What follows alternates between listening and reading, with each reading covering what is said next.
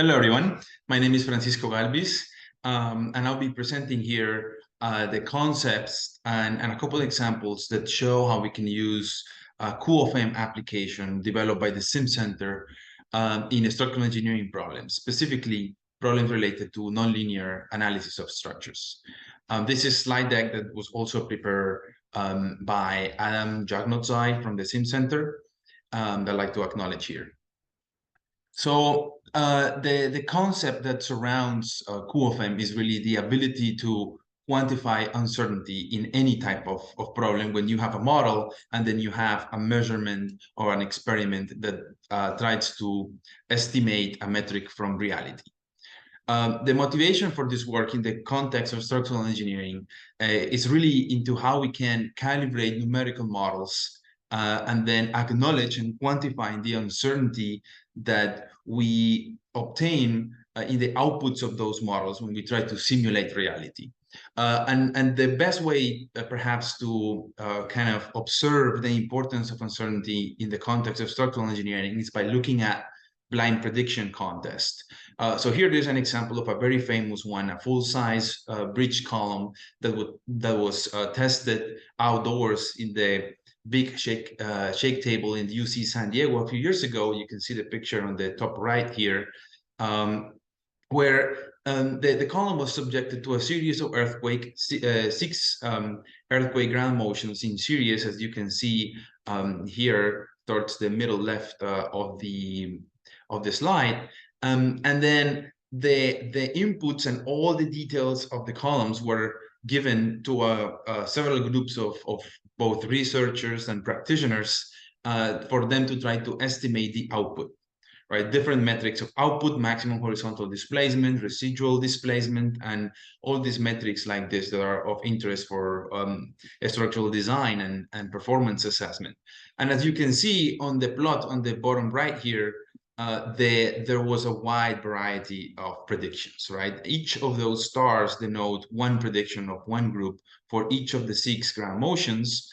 And then, so you can see cases, for example, for earthquake 3, where you have someone predicting 700 millimeters and other group predicting less than 100 millimeters. And all of those starting from the same input data, right? Then you can see also how the mean and median of many of these predictions really are significantly far off from the real value, which is the experimental value that was recorded, depicted here by this yellow dot, right? Which kind of highlights that creating structural models and calibrating them is not an easy task, and it's something that is widely affected by uncertainty in both our models and the parameters we use in those models. And we need to acknowledge that uncertainty to understand how good our models are and guide our decisions.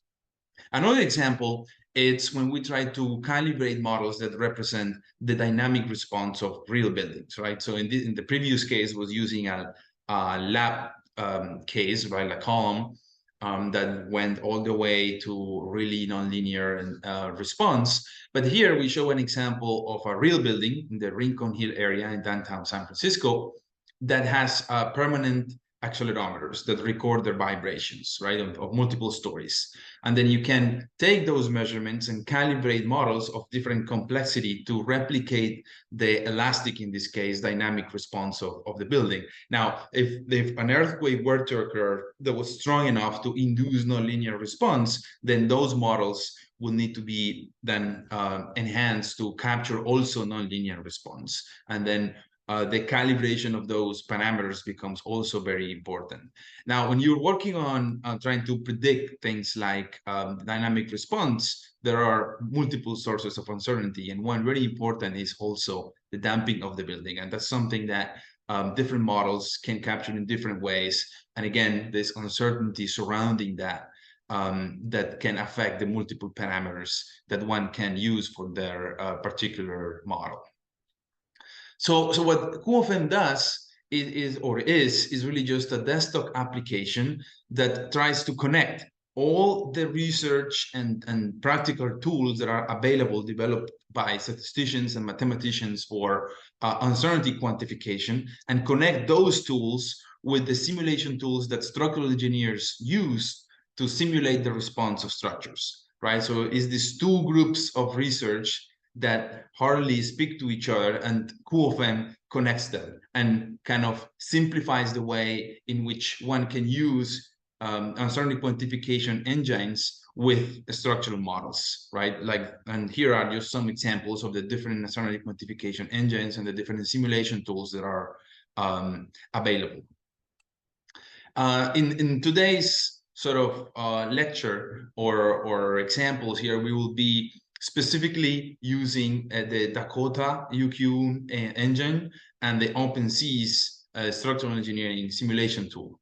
But as we saw before, the quoFEM has capabilities with different UQ engines and structural simulation tools. But these are the ones we're going to focus on today. So before we start looking at some examples and how quoFEM works, it's important to highlight that there is extensive documentation online about the tool. So first, the online documentation hosted in the Sim Center. There are installation instructions in that documentation that you guys can follow.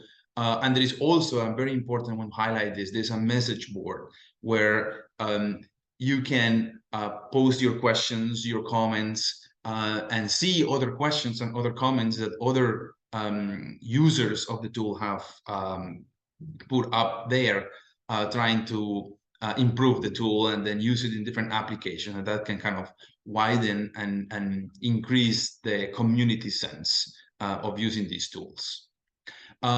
So as far as installation, you can go to the Sim Center website, look at the tab on installation and follow the steps.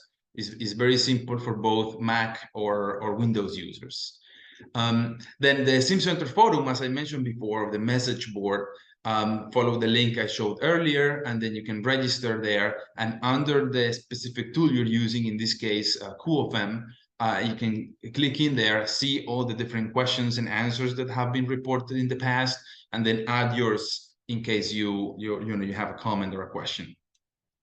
Now, how is that quoFEM is set up? So basically, quoFEM is set up with these 5 different steps, where you start by first defining what's the UQ engine you're going to use, what's the type of UQ problem that you're going to do, and we're going to talk about this in a few minutes.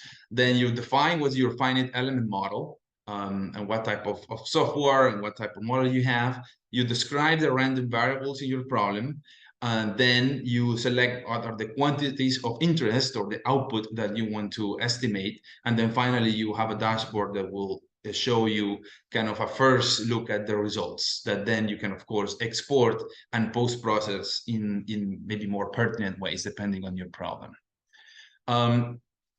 So how would you add input files to quoFEM, right? There is, as the image show, you can go to File, Open, and add some preloaded examples or problems that are there.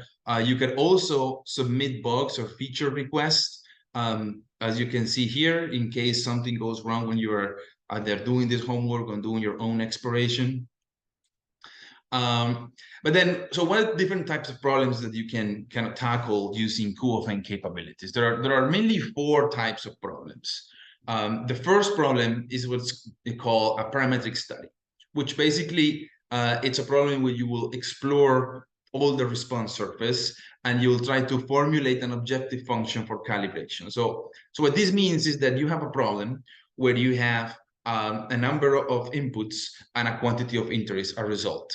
In the parametric study, you can basically define what are the ranges of the different inputs and then run multiple simulations to see what are the different ranges of outputs that you can find for a given objective function, right? What's the different kind of distribution of error?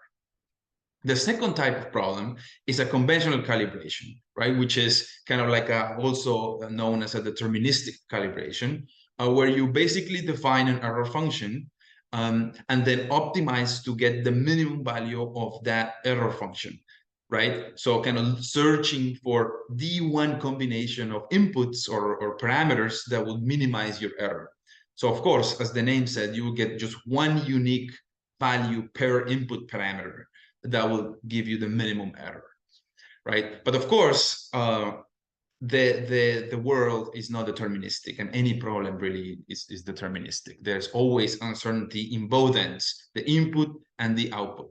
And that's where the third type of problem comes into play, and is the Bayesian calibration, which is a problem that really helps you quantify the uncertainty in the parameters given the results that you have. So here you're solving the inverse problem. So instead of identifying what are the parameters that give you that one output that you measure, then here what you try to identify is what's the distribution of the parameters given the distribution of results that you have. So here you start with your results and trying to identify what are the plausible distribution of parameters that would give you that result. And then finally, it's a forward propagation problem, which here you kind of start having, or you know already, what are the different distributions that describe each of the input parameters, and you want to understand what that means to the output. Basically, what's the distribution of the output, right? Which is a slightly different problem. So you got those 4 types of problems. All of this is sort of contingent into defining an objective function.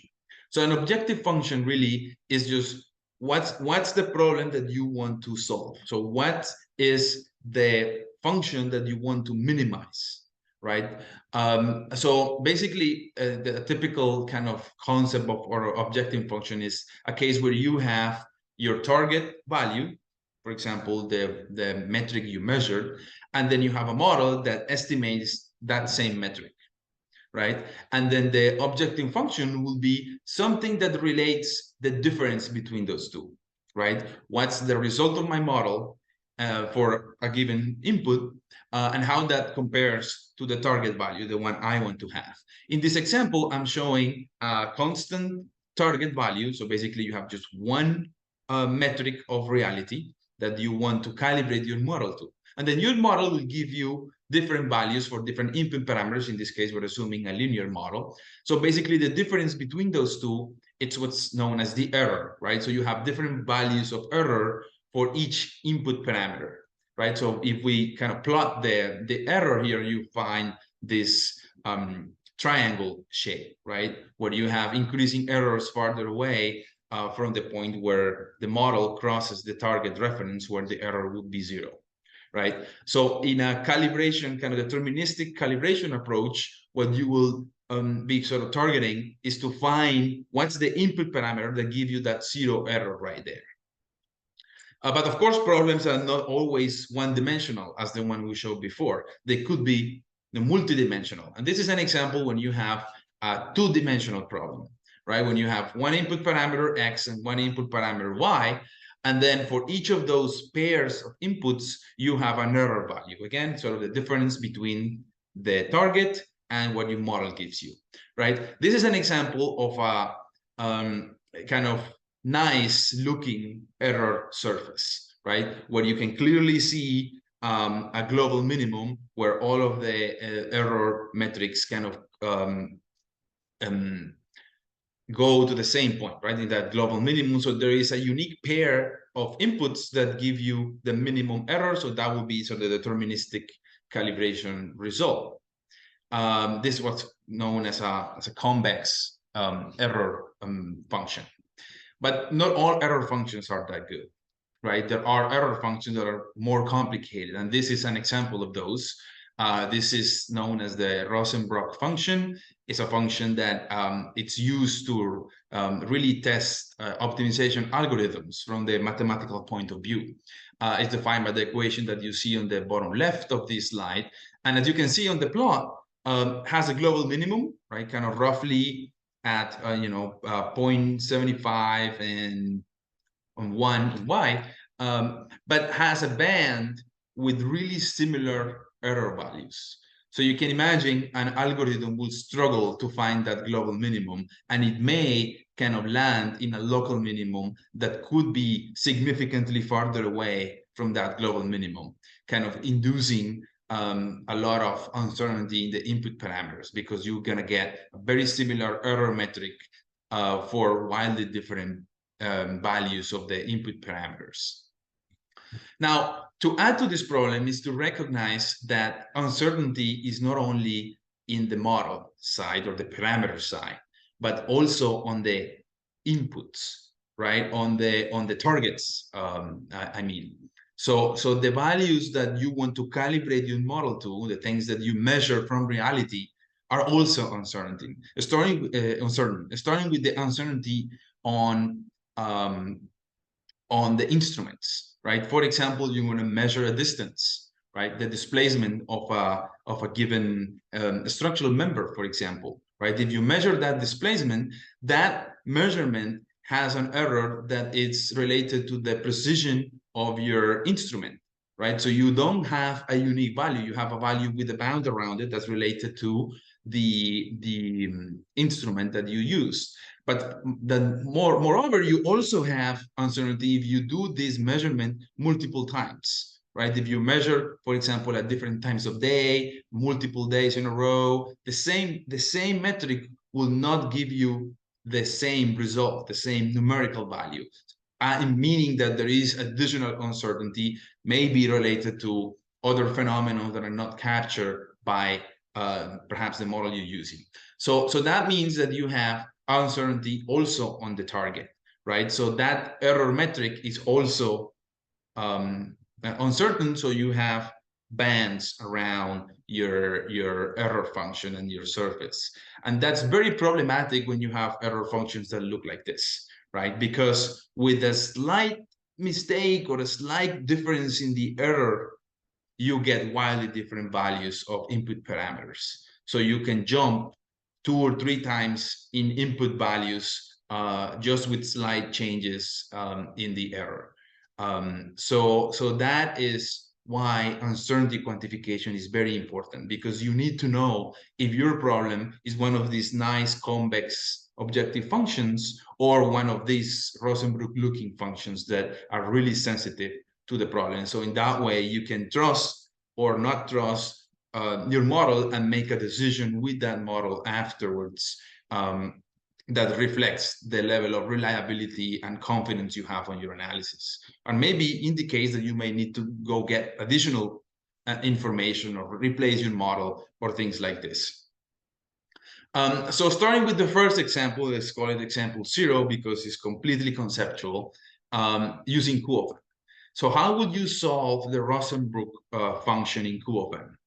The way you do it is, first, in this case, we will say uncertainty quantification, letting hypercube sampling, just to do a parametric study. Then we go here, go to quoFEM, and then add for 2 files. One file that will describe the objective function, and we'll see that in a second. And then another file that would describe the parameters of that objective function.